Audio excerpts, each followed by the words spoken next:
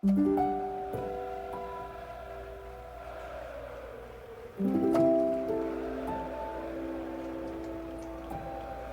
the way Villa are seen by Villa fans is almost some kind of arrogance.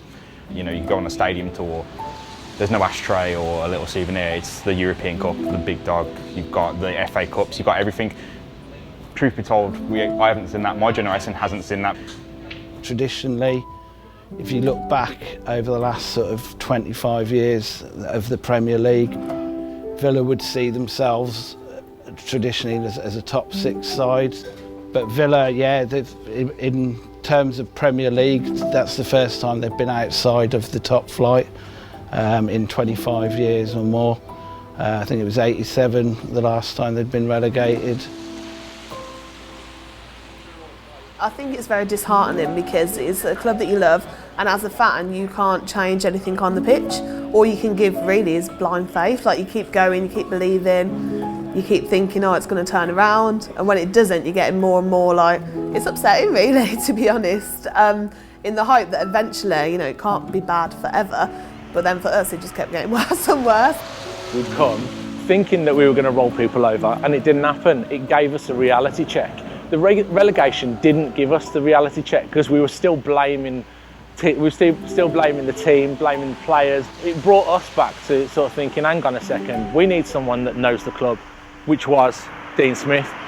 Dean Smith has injected the pride and the passion back, the heart back into the club. We started as a fan base feeling that. We felt happy. We thought, hang on, there's somebody here that's brought his own trademark, he's brought flowing football. And I think that's the entirety of our football club. We want people that have fun, yeah, but love the club. And, you know, that's what's happened. The connection with Dean Smith it's so meaningful to me because he's a guy, you know, almost my dad's age, who's from the same place as my dad, and it's just this really cool feeling of this Villa fan who knows the club. And he's achieving his dream. He's lived the same lifestyle, you know. He's gone out. His dad was a steward at Villa Park, I think.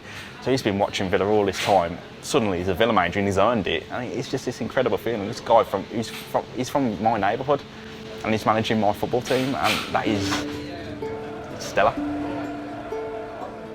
It's so nice just to have like Villa fans within the club. And it feels like, you know, you can't get higher really than having Villa fans manage a Villa club and play for the club as captain.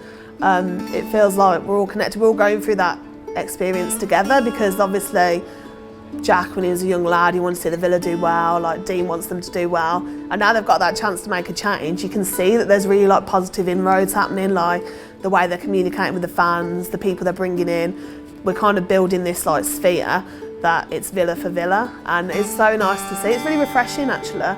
I think now more than ever, like the club, the fans, the players, they're all kind of as one.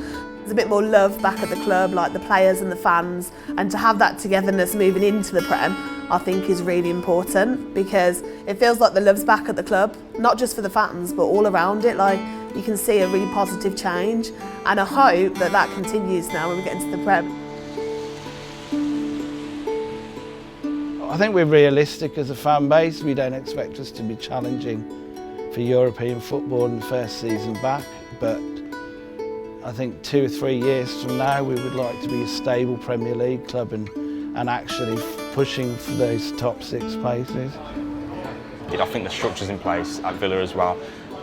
I hate to say it, right, but you have to emulate Wolves there. Come straight up, you've got the team in place, the team they've had from last season. Few key additions, they're straight up. Villa have had it a bit harder. They've had to buy a lot more players by pure necessity. But they could be the right mixture of players, and the right mixture of players. We've bought loads this season. Maybe the structure's here, like we don't have to buy loads next season. We could get 1 or 2 key additions. We might be a year behind Wolves, but if that's a year behind European football, you take it, you definitely take it.